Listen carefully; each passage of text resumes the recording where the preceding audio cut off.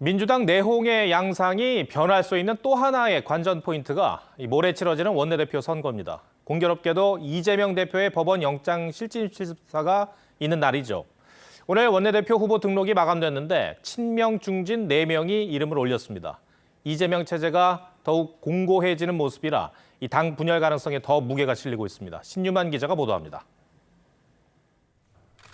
민주당 새 원내대표 경선은 삼선의 홍익표 의원이 어제 제일 먼저 출마 선언을 한 가운데 오늘 역시 삼선인 김민석, 남인순 의원이 잇따라 출사표를 던졌고 오후 6시 마감 직전 4선 우원식 의원도 후보 등록을 했습니다. 김 의원은 체포한 가결은 정치적 협잡이라며 갈등의 봉합보단 선명성이 중요하다고 강조했습니다. 부당한 정치 수사를 2년 동안 받아온 당 대표를 지켜내는 것은 너무나 당연한 일이라고 생각합니다. 남 의원도 이 대표와 민주당 지키기에 헌신하겠다며 선명성 경쟁에 나섰습니다. 어제 단식을 중단한 이 대표는 이틀 앞으로 다가온 법원의 구속영장 실질심사를 앞두고 건강 회복에 주력하고 있습니다. 이 대표 측 관계자는 이 대표가 어제부터 미음을 섭취하고 있다며 법원 출석 의지가 확고하지만 회복 상태를 지켜봐야 한다고 했습니다. 국민의힘은 민주당의 가결 배신자 색출은 마녀사냥이라고 비판했습니다. 민주당이 아직도 정신을 못 차리고 개딸 전체주의에 빠져 비정상인 늪에서 허우적거리는 모습을 보니 참으로 딱합니다. 김기현 대표는 한 줌 흙에 불과한 강성 지지자들은 찻잔 속 태풍이라고 지적했습니다. TV조선 신유만입니다. 여야가 17일 앞으로 다가온 서울 강서구청장 보궐선거 운동에 본격적으로 나서고 있습니다.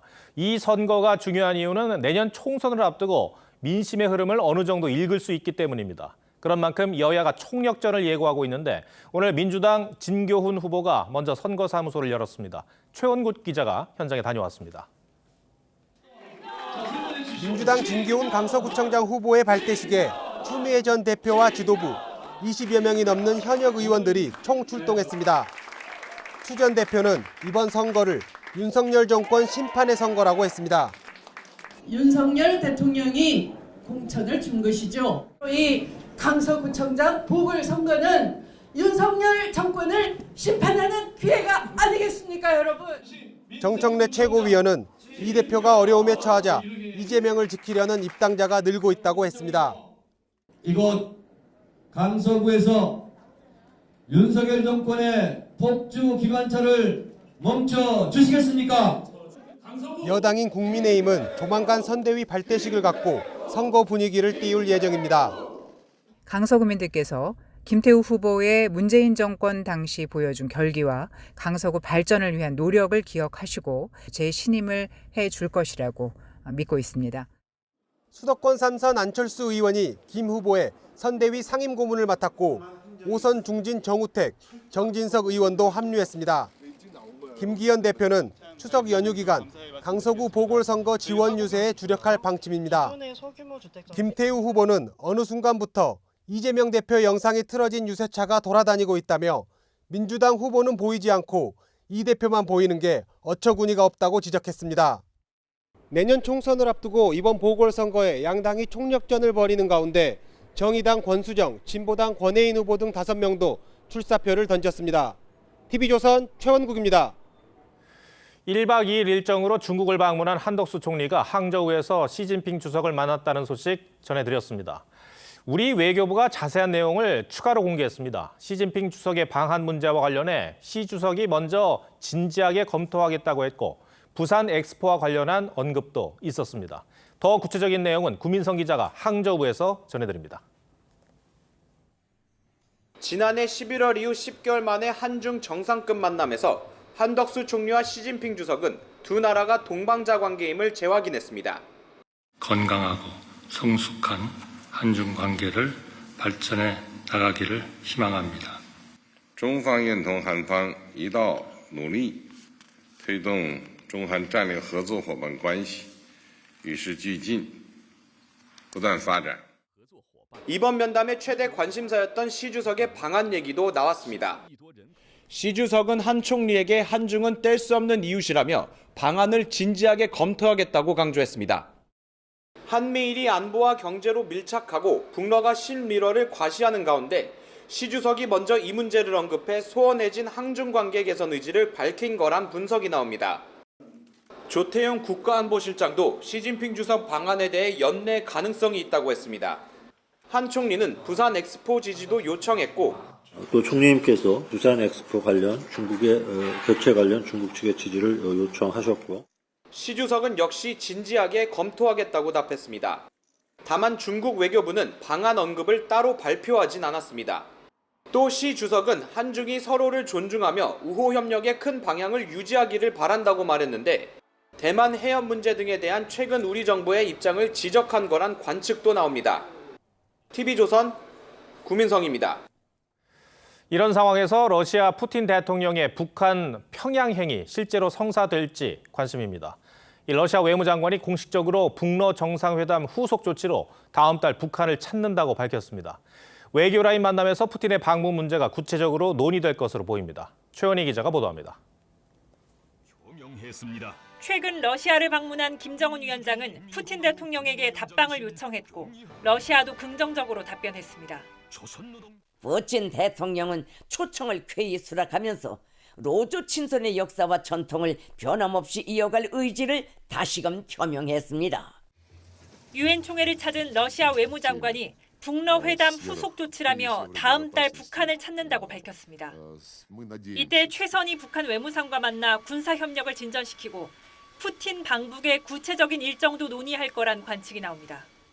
В соответствии с тем, о чем договорились Ким Чен Ын и президент Путин, мы будем выстраивать мои переговоры в Пхеньяне, которые действительно в следующем месяце могут состояться. 방북이 성사되면 23년 만에 북한에서 열리는 북러 정상회담이고 김정은 집권 이후로는 처음입니다. 라브로프 장관은 한미일 3국의 공조 강화 흐름에 비판 수위를 높였습니다.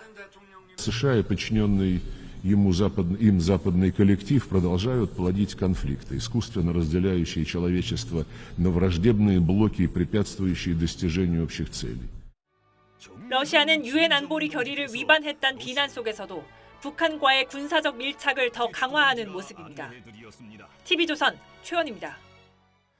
네, 찜통 더위로 잠에 들기도 힘들던 하루하루였는데 이제는 청명한 가을 하늘 아래 전국 곳곳엔 울긋불긋 꽃들이 피어나기 시작했습니다. 나들이 객들은 파란 하늘과 어우러진 꽃의 향연을 보면서 화창한 가을 날씨를 만끽했습니다. 주말 풍경은 박건우 기자가 담아왔습니다. 용단을 깔아놓은 듯 산비탈이 붉게 물들었습니다. 수줍게 피어난 꽃망울을 배경으로 사진을 찍습니다. 포즈 예쁘게 잡았으니까 예쁘게 찍어주세요. 국내 최대 상서와 군락지로 알려진 전남 영광 불갑산입니다. 연인을 연모하던 이가 숨진 자리에 꽃이 피어났다고 해 상사화란 이름이 붙었습니다. 만나지 못하니까 마음도 슬프고 좀 아쉬워요. 꽃 화려하니까 저도 좀 예쁘게 입고 나와 싶습니다. 상사화가 피어난 길목을 걸으며 가족끼리 오붓한 시간도 갔습니다. 집사람이 원래 꽃을 좋아해요. 그래서 꽃필 계절마다 여기저기 많이 다니는 편이에요. 축구장 2배 면적에 알록달록 백일홍이 만개했습니다. 나들이 객들은 청명한 가을 날씨를 만끽하며 저마다 추억을 남깁니다. 가을이라 날씨도 너무 좋고 꽃도 백일홍 한 가지밖에 없긴 한데 알록달록하게 너무 예쁜 것 같아요.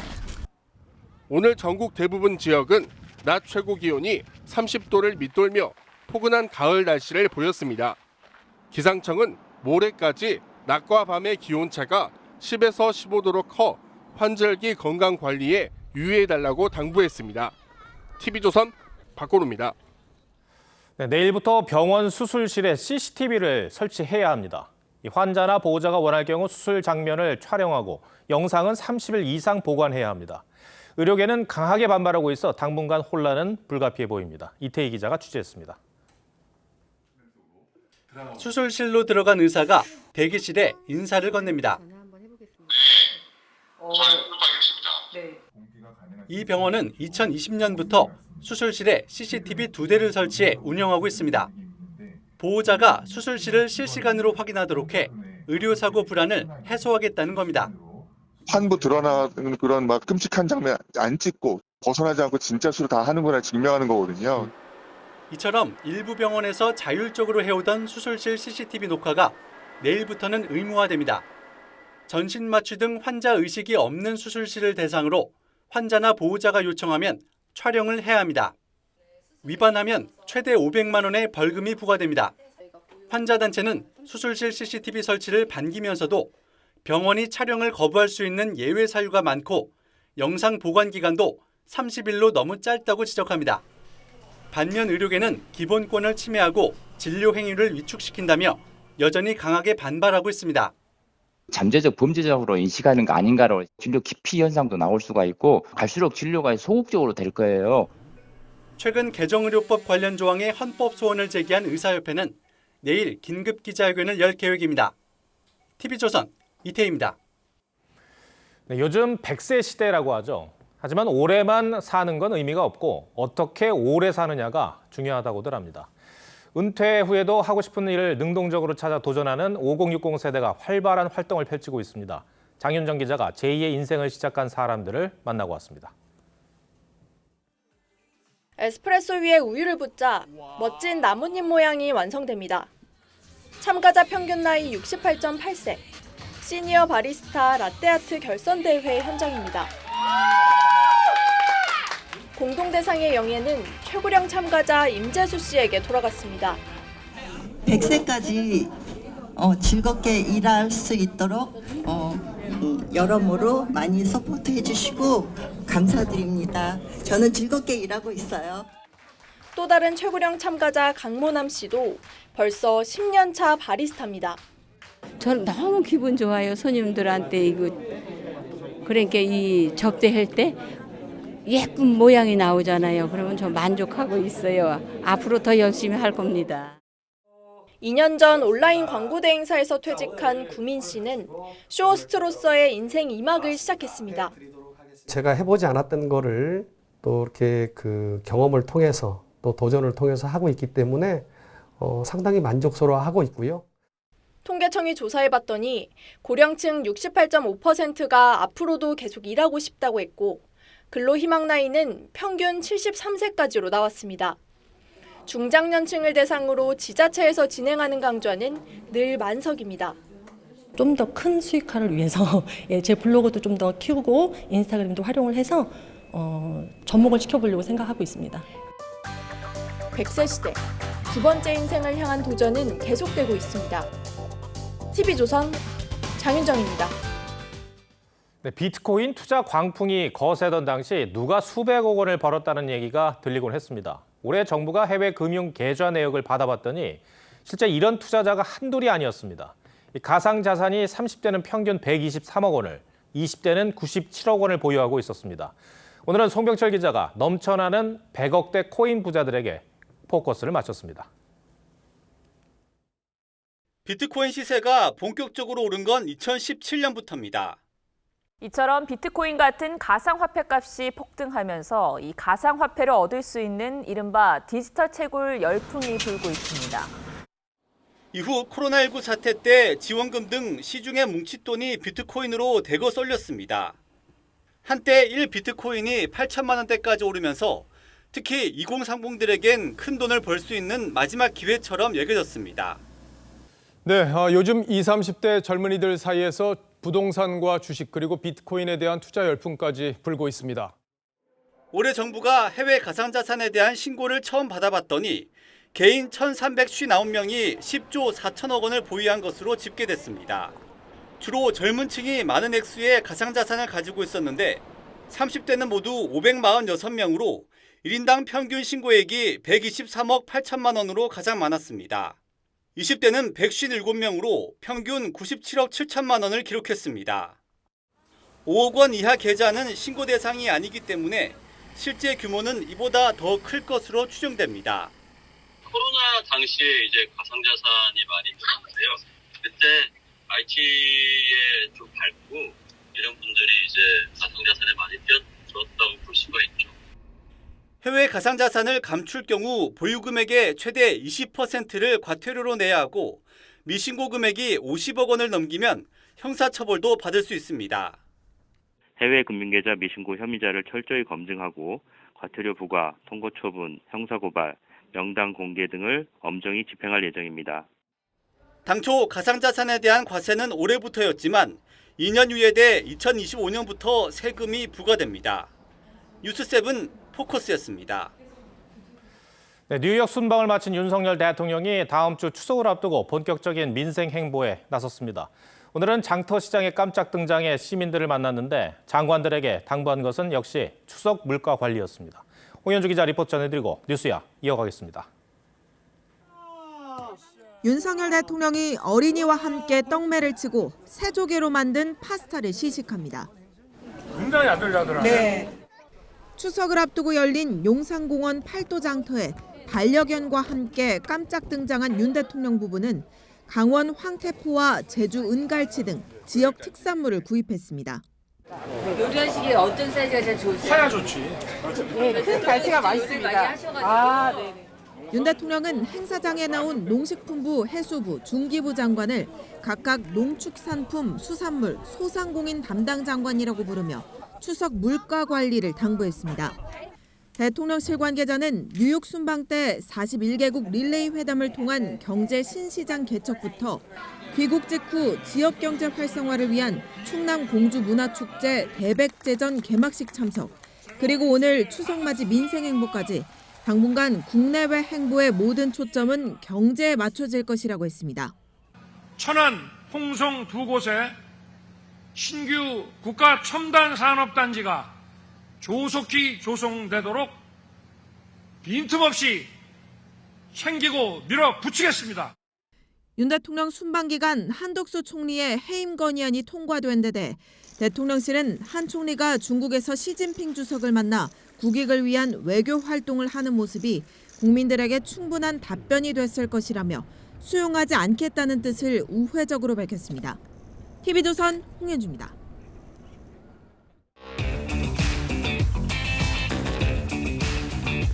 뉴스야 시작합니다. 정치부 정민진 기자 나와 있습니다. 첫 번째 물음표 볼까요? 네, 첫 번째 물음표는 민주당에서 실종된 일본 오염수입니다. 예. 민주당이 오염수 방류 반대를 격렬하게 외치다가 최근 들어 좀 잠잠한 것 같습니다.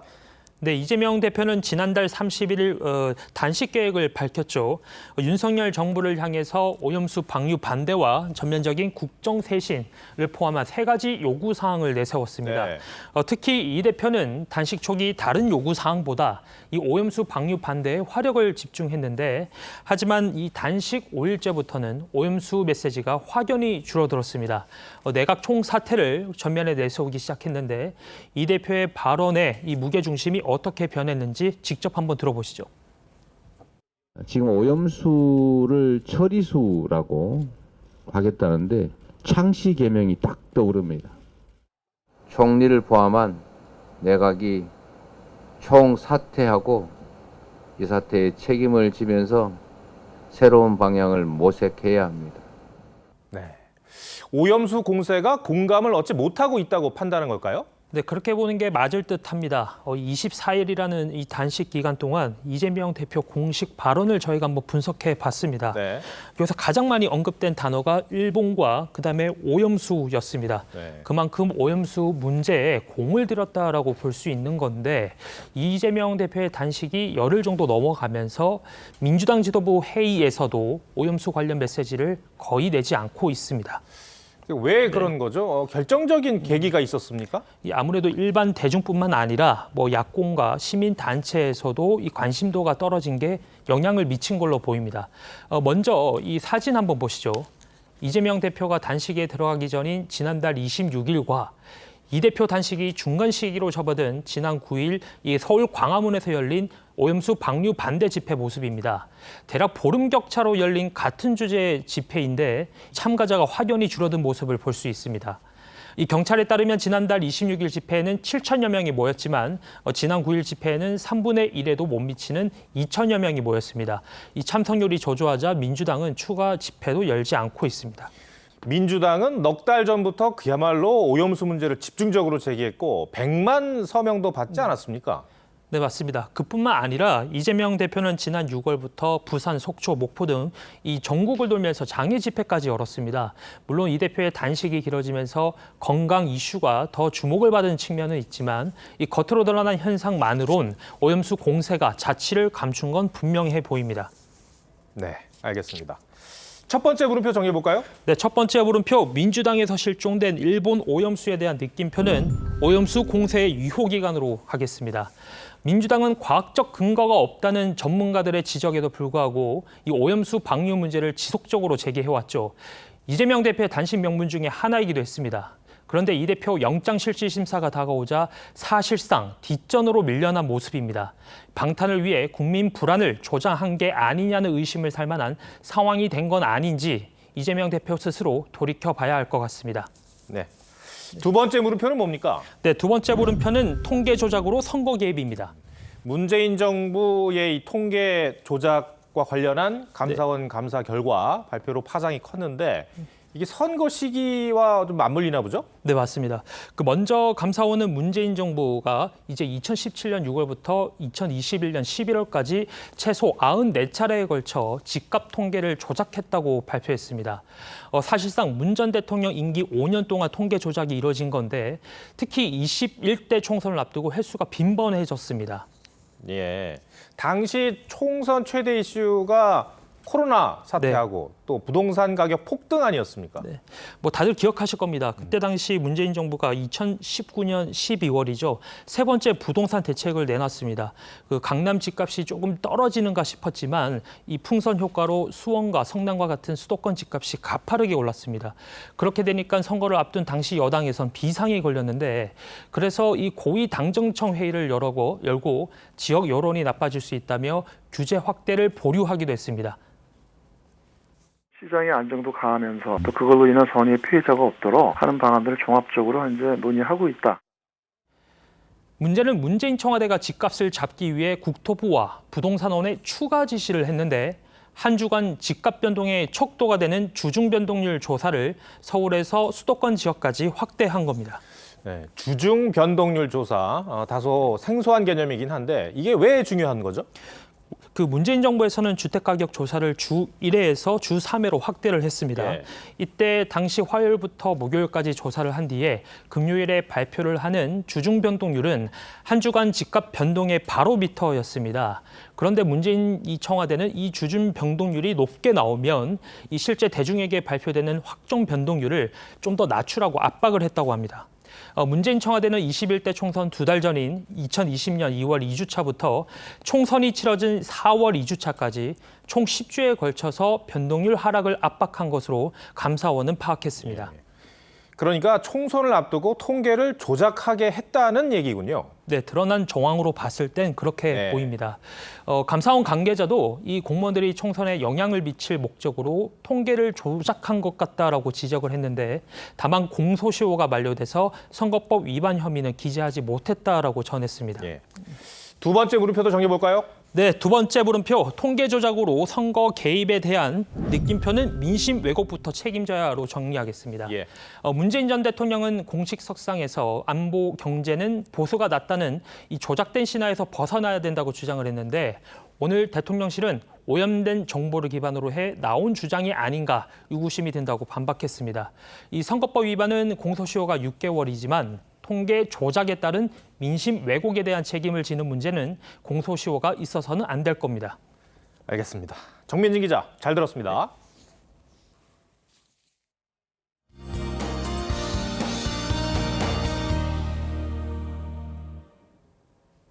청명한 가을 하늘 아래 바깥 활동하기 좋은 하루였습니다. 낮에는 기온이 오르면서 일교차가 10도가량 벌어졌고요. 내일도 기온은 오늘과 비슷하겠습니다. 다만 내일은 전국의 하늘빛이 흐리겠고 출근길 중부지방으로는 0.1mm 미만의 빗방울이 조금 떨어질 수 있겠습니다. 제주는 오후 동안 가끔씩 비가 내리겠고요. 내일 새벽부터 아침 사이 일부 내륙과 강원 산지로는 가시거리 1km 미만의 짙은 안개가 지나겠습니다. 내일 아침 서울과 대전이 17도, 광주는 18도로 오늘과 비슷하거나 조금 높게 출발하겠고요. 낮 동안에는 서울과 대구가 26도, 광주는 28도까지 오르겠습니다. 동해안과 제주 해안으로는 높은 너울을 유의하셔야겠습니다. 다음 주 화요일과 수요일에는 경남을 제외한 전국 대부분 지역에 비 소식 있습니다. 날씨였습니다. 계속해서 항저우 아시안게임 각종 경기 생중계해드리겠습니다. 저희 TV조선 경기 중계 보시면서 우리 대표 선수들 응원해 주시기 바랍니다. 9월 24일 일요일 뉴스7 마치겠습니다.